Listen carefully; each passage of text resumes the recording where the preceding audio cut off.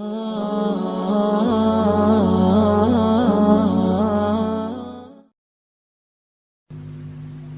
یو مجلس کې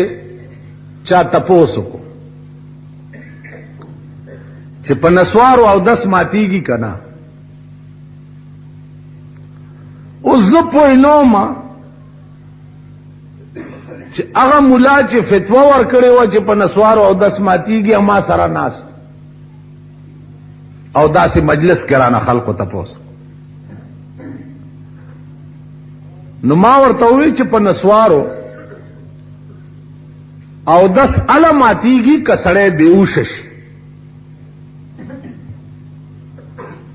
یا نسواری سړی نسوار چولو سرا خلی وینا وکړه یا خلای پخوا او بتی اوته اب پوکړای دی کده پولای دی هغه ماته شوي نو بیا خو 10 ماتي او کدا نه شي نو بیا خو 10 نه ماتي آیا د خدای قمقل پکې پاسه ده وې ده هوې چې ماتيږي فتوا ورکړي نو مالکماتیږي ده به مام پوي کینو اخر دین خود یو ضابطه او د یو قانون نامه ده دا خود چا د پلار د یا د نیکه جایگیر نه ده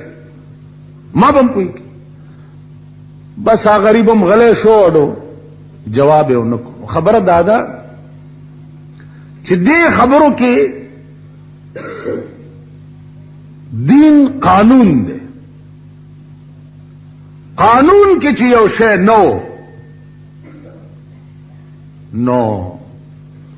پلانی پیر ویلی دی یا پلانی بزرگ ویلی دی یا پلانی تاریخ ویلی دی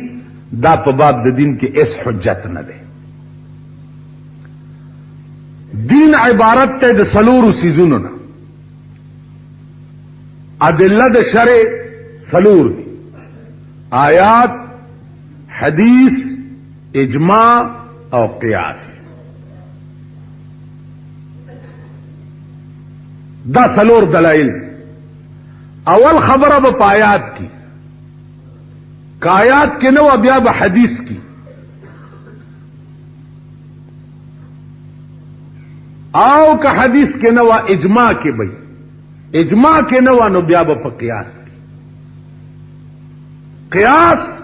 سلورم دلیل ده د شرع او دې د پارم اصل موجود دی په حدیث کې یو صحابي پیغمبر لګلو چال تتب فیصله پڅ شي کې هغه ورته بکتاب الله زبال ته د ملک فیصله د خدای په قران وفإن لم تجد که قران کتاب پیدا نکړه بیا پیغمبر ته وې ستا په سنت وبکو زما سنتو کې پیدا نکړه بیا ورته اجتهد برای یا رسول الله زبا اجتهاد بالرای بیا کوم پیغمبر ورته دعا وکړه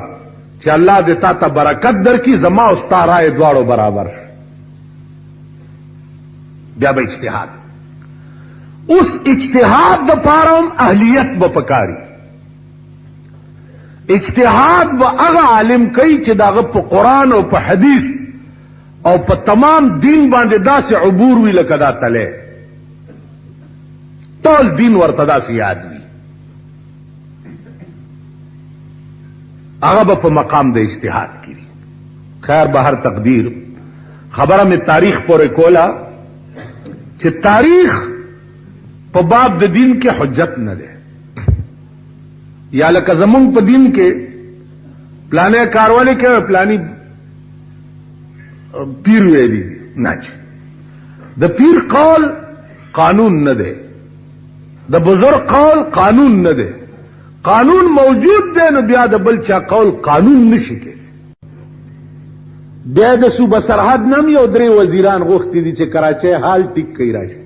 ا د صوبه سرحد وزیران چې کوم تری قسم په خدای کې درې واړه ګونګیان دي په خبره ده درې واړه ګونګیان دي چې غوږ دې په داخله کې نه ورننه استه په خبره به پوي نشي دای غوختي چې راشي د کلاچه جلیجو به التناس خلق کباب کیږي لګیا دي ته په دغه ستر ګورون شي چې دا ته ګوري